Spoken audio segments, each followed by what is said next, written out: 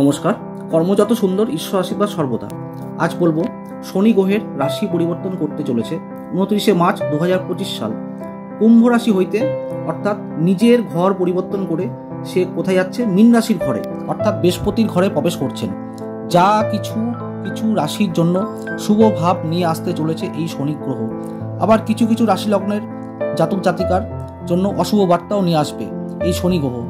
কিছু কিছু রাশি লগ্নের জাতক জাতিকার জন্য এই শনি মহারাজ কর্মজীবনে বিশেষ প্রভাব এনে দেবে, ব্যবসায় আর্থিক সাফল্য লাভ দেবে এবং যারা নতুন ব্যবসার সুযোগ করতে চাইছেন নতুন করে ব্যবসার সুযোগ করতে পারেন এবং বিদেশ থেকে যারা ব্যবসা করার সুযোগ এতদিন পাচ্ছিলেন না সেই এবার বিশেষ সুযোগ আপনাদের লাভ হবে এই শনি গ্রহ গোচরকালীন ফলাফলের জন্য।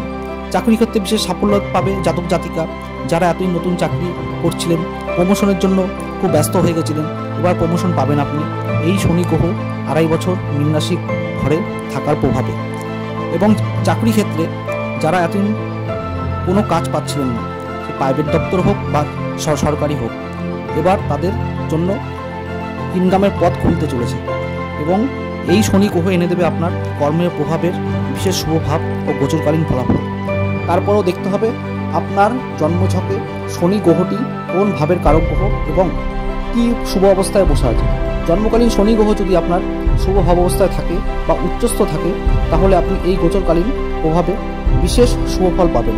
নচেত অশুভ অবস্থায় থাকলে বা শনি নিচস্থভাবে অবস্থান করলে আপনি শুভ ফলটি পাবেন না। এর জন্য আপনাকে শনি গ্রহের জন্য বিশেষ প্রতিকার আপনাকে অ্যাডভান্স করতে হবে আপনার কাছের যে অ্যাস্ট্রোলজার আছে তাকে দিয়ে। আপনাকে জন্মছক নিয়ে বসে পড়তে হবে এই শনি গ্রহের বিশেষ শুভ ফল পাবার জন্য। এবং শনি গ্রহ আমাদের কর্মকে নির্দেশ করে। আজকের মতো এখানেই শেষ করছি। ভিডিওটি ভালো লাগলে